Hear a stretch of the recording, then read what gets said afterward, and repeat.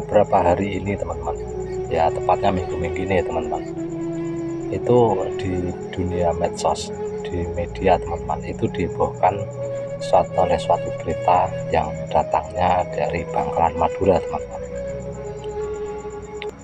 Madura itu adalah wilayah yang masuk di kota Jawa Timur teman-teman.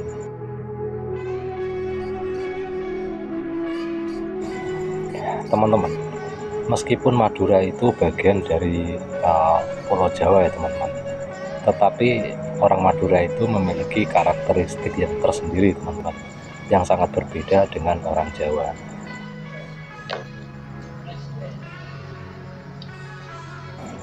Teman-teman, di Madura ini terdapat sebuah kebiasaan dalam menyelesaikan suatu permasalahan yang tidak bisa diselesaikan teman-teman, yaitu dengan cara duel teman-teman, atau beradu kekuatan.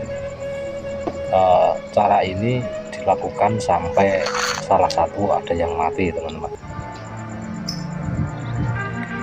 Teman-teman, duel ala Madura ini disebut dengan istilah caro. Teman-teman, caro itu merupakan ikon kesatria dalam mempertahankan kehormatannya teman-teman. Caro sendiri berasal dari bahasa Kawi kuno yang berarti perkelahian ya teman-teman. Perkelahian maut ini digunakan sebagai penyelesaian akhir ketika permasalahan sudah tidak bisa diselesaikan dengan cara lain ya teman-teman. Sebagian besar masalah ini disebabkan oleh perselingkuhan atau membela martabat keluarga teman-teman. Jangan lupa like, comment, share, and subscribe ya, please. Ada 3 syarat yang harus dipenuhi dalam cara teman-teman, yaitu harus mempunyai kedikjayaan, punya tameng sereng, dan juga mempunyai harta teman-teman. Kedikjayaan yang dimaksudkan adalah kesiapan secara fisik dan mental teman-teman. Sedangkan tameng sereng itu adalah memiliki ilmu kebal, dan yang terakhir itu adalah banda. Itu adalah untuk mengurus atau meringankan nanti biaya setelah cara dilakukan, termasuk untuk meringankan pidana hukum ya teman-teman, untuk biaya peradilan nantinya teman-teman. Cara ini hanya terjadi atas persetujuan kedua belah pihak keluarga teman-teman, agar tidak ada dendam lagi di kemudian hari setelah selesai cara itu teman-teman. Cara itu dilakukan di tempat yang sepi, jauh dari jangkauan warga teman-teman. Di samping itu, cara harus menggunakan pakaian adat Madura dan hanya menggunakan celurit sebagai senjatanya teman-teman.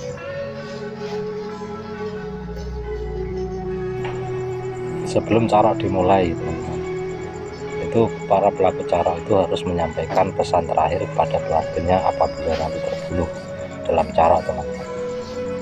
Cara ini tidak ada aturan-aturan secara khusus ya teman-teman, karena ini adalah cara orang-orang Madura untuk mempertahankan harga dirinya, martabatnya dari pelecehan yang dilakukan pihak lain teman-teman. Kisah lahirnya caro ini bermula dari seorang yang bernama Sadiman teman-teman. Dia terlahir dari golongan Ningrat di daerah Pasuruan, Jawa Timur teman-teman. Sadiman itu tumbuh menjadi jagoan di daerahnya teman-teman, sehingga dia itu bisa bekerja sebagai mandor di pabrik tebu teman-teman, milik pabrik gula Kancil Mas di daerah Bangil teman-teman. Sadiman dalam tugasnya sebagai mandor tebu teman-teman, itu tidak lepas membawa celurit kemanapun ketika dia berada di perkebunan tebu teman-teman.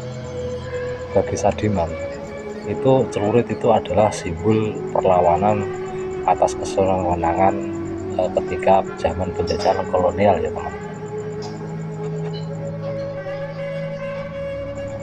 teman-teman. Sadiman itu bertampang sangar teman-teman, Tetapi sebenarnya dia bukan orang jahat, tetapi orang baik. Dia selalu memperhatikan kesejahteraan para pekerjaannya, teman-teman, sehingga dia dijuluki sebagai Pak Sakerah, ya teman-teman. Dalam bahasa Kawi, Sakerah itu artinya ringan tangan, akrab, dan banyak menolong, ya teman-teman. Dalam kehidupan pribadinya, teman-teman, Pak Sakerah itu selalu berhubungan dengan teman-temannya, yaitu seangkatan seperjuangan dengan Pangeran Diponegoro, teman. Sebenarnya kehidupan Sakerah itu sangat bahagia sekali, teman-teman. Dia tinggal bersama kedua istrinya dan satu orang keponakannya, teman-teman. Tetapi semua itu berubah ketika dia dicap sebagai pemberontak dan pembunuh oleh Belanda, teman-teman. Teman-teman, kisah perlawanan Sakerah itu dimulai ketika masa musim giling tebu selesai, teman-teman, dan membutuhkan banyak lahan untuk perkebunan tebu di pabrik gula itu, teman-teman. Untuk kepentingan itu, teman-teman, itu orang Belanda yang menjadi pimpinan pabrik gula itu, gula itu, teman-teman, itu menyuruh kepada para aparat desa sekitar untuk mencarikan lahan dengan harga yang murah dengan iming-iming harta, teman-teman. Dan disinilah perlawanan Sakerah dimulai.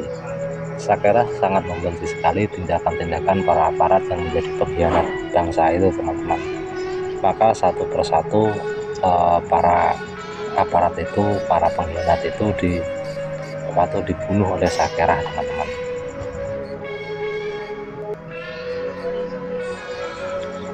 Suatu hari di perkebunan, teman-teman, para antek Belanda ini marah-marah dan berlaku kasar terhadap para pekerja, teman-teman.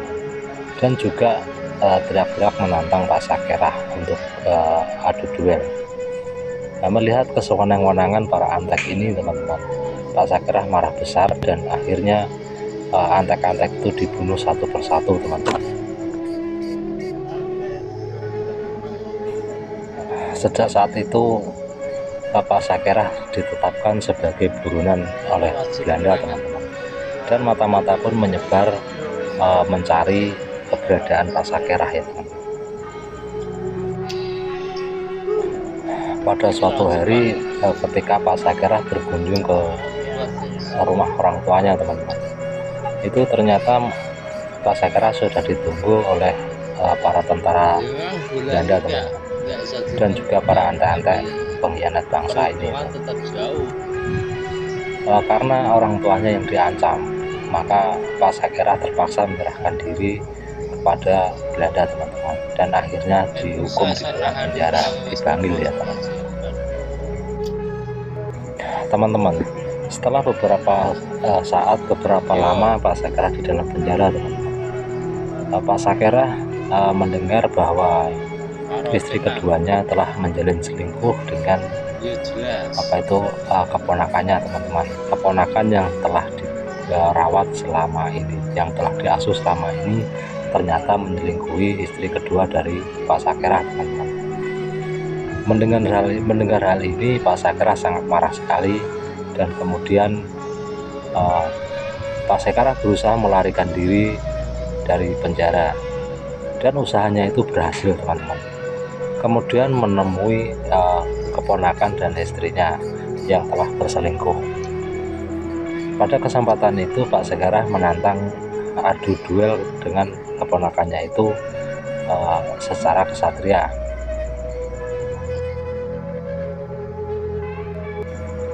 Teman-teman, perkelahian itu tidak bisa dihindari lagi, teman-teman.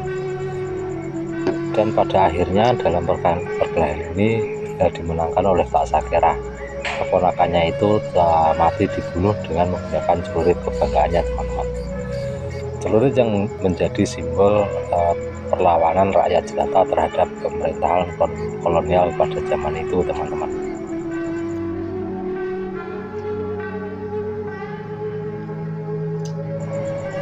Dan peristiwa perkelahian itu dikenal oleh masyarakat sebagai nama Carok, teman-teman. Dan tradisi Carok itu terus berlanjut hingga saat ini, seperti berita yang berkembang beberapa minggu ini, teman-teman. Dalam minggu-minggu ini beredar berita di medsos, itu terjadi perkelahian Carok di Bangkalan, Madura ya teman-teman, yaitu 4 orang lawan 2 orang ya teman-teman. Kalian itu mencerminkan diri kalian, jadi be yourself. Episode kali ini sampai sini dulu ya. Kalau kalian punya rekomendasi, kasih tahu aku dengan tulis di kolom komentar ya. Jangan lupa like, comment, share, and subscribe ya. Please, please, please. Teman-teman, terima kasih yang telah mengikuti video ini, mudah-mudahan bermanfaat. Wassalamualaikum warahmatullahi wabarakatuh. Salam rahayu, rahayu, rahayu.